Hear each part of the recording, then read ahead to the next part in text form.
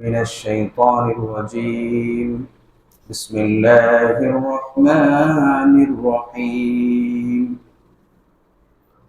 يا أيها الذين آمنوا لا تقدموا بين يدي الله ورسوله واتقوا الله إن الله سميع عليم.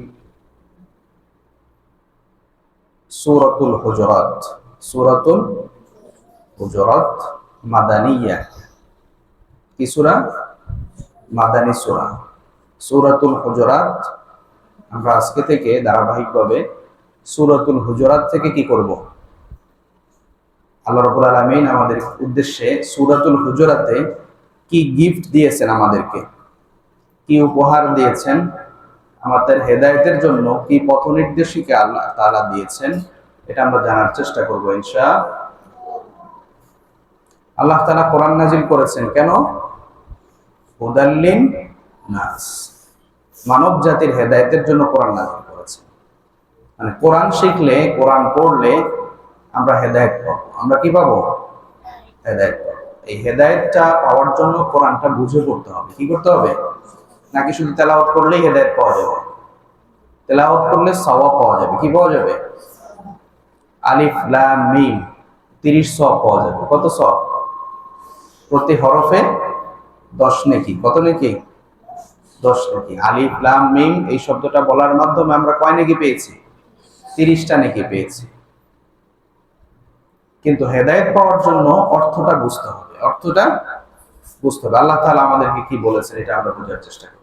সূরাতুল হুজুরাত এটা এমন একটা সূরা, এটা আমাদের মানব জীবনের জন্য, আমাদের সামাজিক জীবনের জন্য খুবই গুরুত্বপূর্ণ একটি সূরা। আমরা তো সামাজিক জীব নাকি? মানুষ কি সামাজিক জীব। সামাজিক জীব মানে কি? সমাজবদ্ধ বসবাস করে, বনে জঙ্গলে বাস করে না। কোথায় থাকে? সমাজে থাকে। মানুষ কোথায় থাকে? সমাজে। আমরা সামাজিক জীব। তো সামাজিক জীব হিসেবে আমাদেরকে, আমাদের বিহেভিয়ার কেমন হবে, আচার আচরণ কেমন হবে, ম্যানার্স কেমন হবে, এগুলো আল্লাহ তাআলা শিখাচ্ছেন সূরাতুল হুজুরাতের মধ্যে। এক কথায় আমাদের পরিচ্ছন্ন সামাজিক জীবন শিখাচ্ছেন। আমাদের সমাজ জীবনটা, আমরা সমাজের মানুষের সাথে কিভাবে চলবো, একটা মিটিং এ আছি আমরা কিভাবে সেখানে থাকবো, ঘরের ভিতরে আছি সেখানের আদবটা কি, আমরা কারোর সাথে কথা বলছি, কথা বলার আদবটা কি, আমরা সমাজে যেই কাজগুলো করি এই কাজগুলোর আদব আছে, কি আছে? ম্যানার্স আছে। প্রত্যেকটা কাজের ম্যানার্স ইসলাম শিখিয়েছে। তো এগুলো আমরা কোরআন সুন্নাহ পড়লে এগুলো আমরা জানতে পারবো ইনশাআল্লাহ। তো আল্লাহ তাআলা সূরাতুল হুজুরাতটি, হুজুরাত শব্দের অর্থ কি? হুজুরাত শব্দের অর্থ হুজরাতুন থেকে এসেছে। হুজরা, হুজরা শুনেছো শব্দ? হুজরা মানে কি? কক্ষ। হুজরা মানে কক্ষ। হুজরাতুন আই গুরফাতুন। তো হুজুরাত মানে হচ্ছে কক্ষ সমূহ। এটা বহু বচন, এটা জামা বা বহু বচন। হুজুরাত কক্ষ সমূহ। অর্থাৎ এই সূরাতে রাসূলুল্লাহ সাল্লাল্লাহু আলাইহি ওয়াসাল্লামের হুজুরাত বিষয়ে, কক্ষসমূহের বিষয়ে আলোচনা আছে। কি আছে? আলোচনা আছে।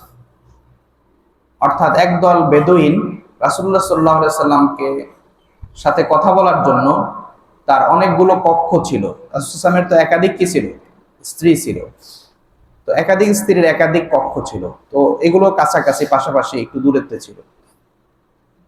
রাসূল সাল্লাল্লাহু আলাইহি ওয়াসাল্লামকে তারা ডাকতেছিল, মানে ডাকাডাকি করতেছিল। রাসূল সাল্লাল্লাহু আলাইহি ওয়াসাল্লাম কেন তাদের কাছে আসার জন্য একটু ডাকাডাকি করতেছিল, যেটা বিরক্তিকর শোনাচ্ছিল।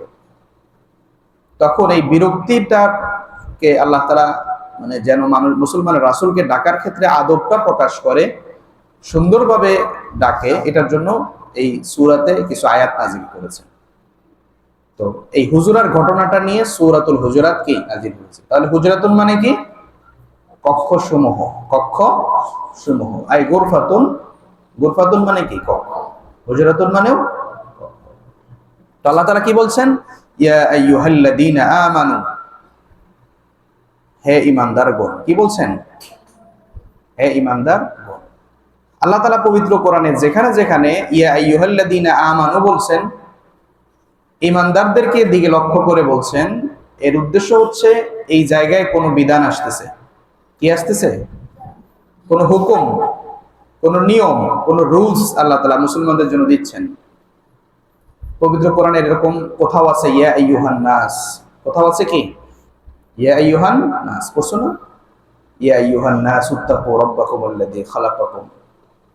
তো এখানে বলা হচ্ছে ইয়া আইয়ুহাল্লাযীনা আমানু, হে ঈমানদারগণ, লা তুকদ্দিমু, তোমরা অগ্রগামী হয়ো না, বাইনা ইয়াদাইল্লাহি ওয়া রাসূলিহি, আল্লাহ এবং তার রাসূলের সামনে।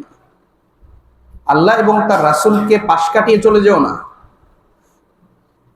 তাদের সামনে অগ্রগামী হয়ো না। ওয়াত্তাকুল্লাহ ইন্নাল্লাহা সামিউন আলীম, তোমরা আল্লাহকে ভয় করো, নিশ্চয় আল্লাহ তাআলা শুনেন এবং কি জানেন। অর্থাৎ একটা বিষয় নিয়ে এই সূরার এই আয়াত নাজিলের একটা প্রেক্ষাপট আছে যে রাসূলুল্লাহ সাল্লাল্লাহু আলাইহি ওয়াসাল্লাম একটা সিদ্ধান্ত দিয়েছেন। এই সিদ্ধান্ত দেওয়ার পরে রাসূলুল্লাহ সাল্লাল্লাহু আলাইহি ওয়াসাল্লামের কিছু সাহাবী, বিশিষ্ট সাহাবী, তারা এটা এমন হয়েছে তেমন হয়েছে একটু বিভিন্ন রকম মন্তব্য করতেছিলেন। তখন এই সূরা নাজিল হয় যে তোমরা আল্লাহ এবং রাসূলের সিদ্ধান্ত এসেছে, এর সামনে কি আগ বাড়িয়ে যাবে না।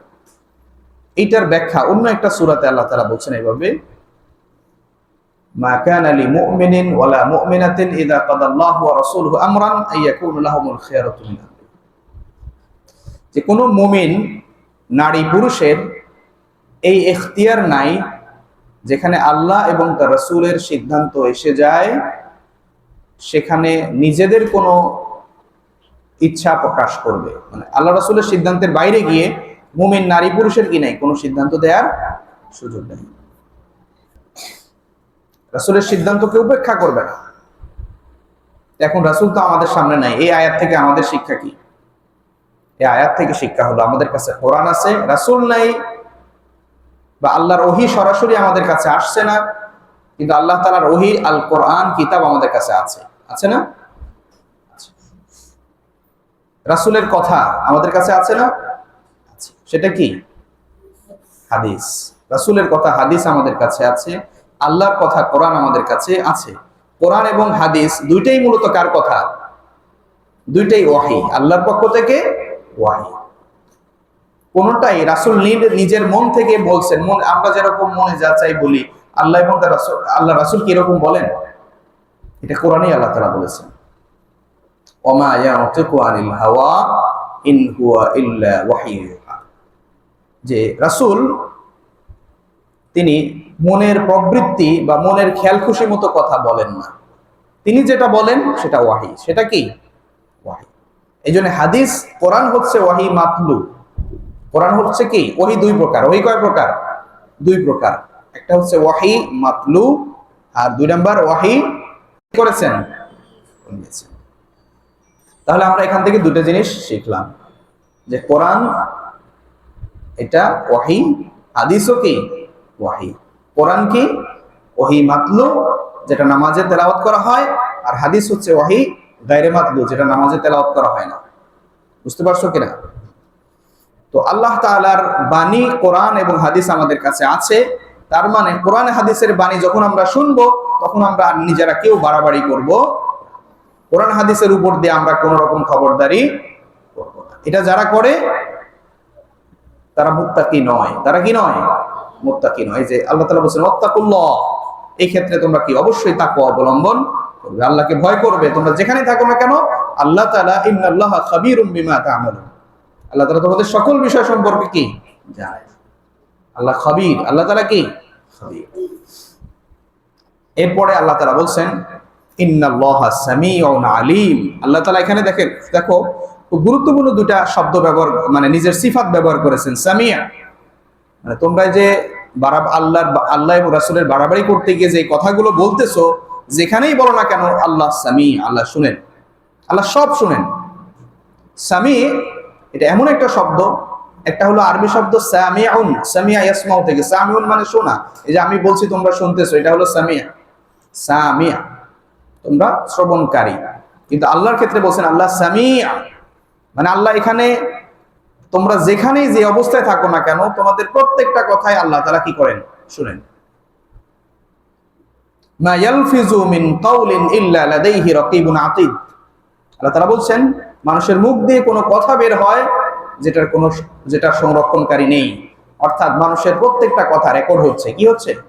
রেকর্ড হচ্ছে। এই যে আজকে রেকর্ড হচ্ছে না, এই যে আমি কথা বলতেছি রেকর্ড হচ্ছে, রেকর্ড শেষে এটা আমি যা বলতেছি হুবহু শোনা যাবে। কিয়ামতের দিনে এরকম আমাদের কথাগুলোকে রেকর্ডটা যদি আমাদের সামনে বাজায় দেয়, তাহলে বুঝতে পারবো আমরা কোথায় কি বলেছি, কাকে কষ্ট দিয়েছি, কাকে বকা দিয়েছি, মানে আঘাত দিয়ে কাউকে কথা বলেছি কিনা, বাবা মায়ের সাথে খারাপ কথা বলেছি কিনা, বন্ধুদেরকে খারাপ ভাষায় ডাকছে কিনা, এগুলো দেখা যায়।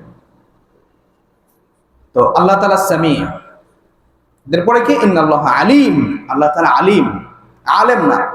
আমরা সর্বোচ্চ হই আলেম। আলেম মানে কি? জ্ঞানী, মানে যিনি জানেন। কিন্তু আল্লাহ তাআলা আলেম বলেন নাই, আলিম বলছেন। কি? আলিম হচ্ছে তিনি যিনি সব বিষয় জানেন। যিনি কি? আমরা কি সব জানি? আমার পেছনে কি আছে তাই তো জানি না। তোমার পেছনে কে বসছে বলতে পারবা? বলতে পারবে না। তা আমরা আমার পেছনে কে আছে তাই বলতে পারি না।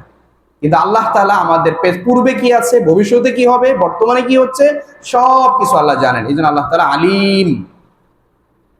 আল্লাহ তাআলা সামি, কারণ আল্লাহ তাআলা সব কিছু কি করেন? শুনেন। এরপরে আল্লাহ তাআলা বলছেন ইয়া আইয়ুহাল্লাযীনা আমানু, আবার একটা রুলস দিচ্ছেন আল্লাহ তাআলা। আবার একটা কি দিচ্ছেন? রুলস, বিধান দিচ্ছেন। লা তারফাউ আসওয়াতাকুম, তোমাদের সাউন্ডকে লাউড করো না। কি করো না? তোমাদের আওয়াজকে উঁচু করো না। ফাওকা সাউতিন নবী, রাসূলের আওয়াজের উপরে, রাসূলের আওয়াজের উপরে। ওয়ালা তাজহারু লাহু, তার সামনে তোমরা কি করো না, এভাবে প্রকাশ করো না। বিল কাউলি, তোমাদের কথাকে তার সামনে এভাবে প্রকাশ করো না। কাজাহরি বা'দিকুম লিবা'দিন, যখন তোমরা একে অপরের সাথে যেরকম শাউটিং করে কথা বলো, জোরে আওয়াজে কথা বলো, রাসূলের কথার সামনে তোমরা লাউডলি কথা বলবে না। আন তাহবাতা আমালুকুম, তোমাদের আমল বিনষ্ট হয়ে যাবে। রাসূলের সামনে যদি তোমরা কি করো, উচ্চবাচ্য করো, জোরে আওয়াজে কথা বলো, তোমাদের আমল কি হয়ে যাবে? বিনষ্ট হয়ে যাবে। মানে এটা রাসূলের সাথে কথা বলার আদব, রাসূলের সাথে কথা বলার আদব। যে রাসূলের কথা, রাসূল যখন কথা বলবেন, রাসূল যদি তোমাদের মাঝে উপস্থিত থাকেন, তখন একে অপরের সাথে যেরকম করে কথা বলো, রাসূলের সামনে এভাবে কথা বলবে না। ওয়া আনতুম লা তাশউরুন, তোমাদের যে আমল এইরকম করলে তোমাদের আমল শেষ হয়ে যাবে। এই যে নামাজ পড়ো, রোজা রাখো, দান সাদাকা করো, এগুলো কি হয়ে যাবে? শাফিন, এগুলো কি হয়ে যাবে? শেষ হয়ে যাবে। হ্যাঁ, আমলগুলো কি হয়ে যাবে? শেষ হয়ে যাবে। এখন এই আয়াতটা আমরা এখন পড়ে আমাদের কি ফায়দা? এখন তো রাসূল নাই। ওই যে একটু আগে বলছি রাসূল নাই, রাসূলের কথা আছে না? আছে। এই রাসূলের কথা মানে যখন এই রাসূলের কথা বলা হবে, এই কথা যারা বলবেন তাদেরকে কি বলা হয় জানো? আল উলামা ওয়ারাসাতুল আম্বিয়া, আলেমরা হচ্ছেন নবীদের কি ওয়ারিস। বাপ মারা গেলে সন্তানেরা সম্পত্তির ওয়ারিস হয়, হয় না? মারা গেলেই ওয়ারিস, লেখালেখি ছাড়াই ওয়ারিস। এমনি নবী নাই, কিন্তু নবীর এই কথাগুলো যারা মানুষের মাঝে ছড়াই দিবেন, পৌঁছায় দিবেন, তারা হচ্ছে নবীর ওয়ারিস। নবীর কি? এই জন্য তাদের সাথেও কথা বলার ক্ষেত্রে এই আদব রক্ষা করতে হবে। তাদের সাথে উচ্চবাচ্য করে কথা বলা যাবে না। আরেকটা আদব হচ্ছে রাসূলের কথা যখন বলা হবে, কোরআন সুন্নাহর কথা যখন আলোচনা করা হবে, তখন নিজের আওয়াজকে, নিজের কথাকে নিচু রাখতে হবে। কি রাখতে হবে? উঁচু করা। একজন কোরআনের কথা বলছে, মনোযোগ দিয়ে শুনতে হবে, কারণ এখানে আল্লাহর কথা বলা হচ্ছে। একজন রাসূলের কথা বলছে, তার মানে এখানে রাসূলের কথাগুলো আমাকে শোনানো হচ্ছে। আমি রাসূলের কথার সামনে দিয়ে বলতে পারবো না। অনেকে বলে এই রাসূল তো এটা নিষেধ করেছেন, ওই সব জায়গায় হাদিস মারাও না, বলে না? এগুলো দুর্ভাগা। এগুলো কি? তাহবাতা আমালুহুম, আমল বিনষ্ট হয়ে যাবে। কোরআন হাদিসের সামনে যদি কেউ বেয়াদবি করে, কোরআন হাদিসের কথা বলা হচ্ছে, এখানে যদি কেউ আদব নষ্ট করে, তাহবাতা আমালুহুম, সে নামাজ যতই পড়ছে না কেন, রোজা যতই রাখছে না কেন, কোনো ইবাদত কবুল হবে না। এগুলো কি হয়ে যাবে? বিনষ্ট হয়ে যাবে। কোরআনের একটা সূত্র হচ্ছে, হাদিসের একটা সূত্র হচ্ছে আল ইবরাতু বিউমুমিল লাফজি লা বিখুসুসিস সাবাব, যে এই কোরআন সুন্নাহ ওয়াহী যেগুলো আমাদের হেদায়েতের জন্য দেয়া হয়েছে, এগুলো শুধুমাত্র এই কথাগুলো ওই যুগে ঘটেছে দেখে ওই যুগের সাথেই কাজ এই যুগে চলবে না। বিষয়টা কি এমন? না, এটা শুধুমাত্র যেই কারণে করছে ওই কারণের সাথেই বিশেষযোগ্য নয়। এই কোরআন হাদিসের কথাগুলো যখনই যেখানে ওই অবস্থা সৃষ্টি হবে ওই অবস্থার ক্ষেত্রে কোরআনের আয়াত প্রযোজ্য। যেমন এখনো যদি কেউ কোরআনের সামনে কোরআন হাদিস বলার সময় কেউ যদি আদবের খেলাপ করে তার জন্য এই আয়াত প্রযোজ্য, তার জন্য আয়াত কি প্রযোজ্য। কেন রাসূল সরাসরি প্র্যাকটিক্যালি শিখিয়েছেন আমাদেরকে, সাহাবীদেরকে কি করেছেন প্র্যাকটিক্যালি শিখিয়েছেন। তো মনে থাকবে ইনশাআল্লাহ। তাহলে আমরা এই আওয়াজটা এইভাবেই করব না। তাহলে আজকের শিক্ষা হচ্ছে আমাদের জন্য, আমরা কোরআন সুন্নাহর আলোচনা হয় যেখানে সেখানে উচ্চবাচ্য করব, আদব রক্ষা করব। যারা কোরআন সুন্নাহর আলোচনা করছেন ওয়ারাসাতুল আম্বিয়া যারা আলেম যারা, তাদের সাথে বেয়াদবি করব না, তাদেরকে আদব দিব, কারণ তারা নবীদের ওয়ারিস। তারা কি নবীদের ওয়ারিস, নবীর দায়িত্ব পালন করতেছে তারা। এই জন্যে এবং আলেমদের ব্যাপারে বলা হয়েছে ইন্নামা ইয়াখশাল্লাহা মিন ইবাদিহিল উলামা। আল্লাহ তাআলা বলছেন আল্লাহকে সবচেয়ে বেশি ভয় পায় সে যে যারা তার বান্দাদের মধ্যে আলেম, তারা কি তাকে বেশি ভয় পায়। তার মানে এটা দ্বারা এটাও প্রমাণিত যে যে আলেম আল্লাহকে ভয় পায় না সে আসলে আলেমই না, সে আসলে কি না আলেমই না। আলেম হতে হলে আলেম আমরা তাকেই বলবো যে যার ভিতরে ইলম আছে আল্লাহর ভয়ও আছে, যার ভিতরে ইলম আছে আর কি আছে আল্লাহর ভয় আছে। এজন্য আমরা শুধু আলেম হলে হবে না, আমাদের ভিতরে তাকওয়া থাকতে হবে। কি থাকতে হবে? তাকওয়া থাকতে হবে। আমরা এখান থেকে আরো শিখেছি যে আমরা আমাদের সকল কথাবার্তা এগুলো কি হচ্ছে রেকর্ড হচ্ছে, এগুলো আল্লাহ তাআলা শুনেন।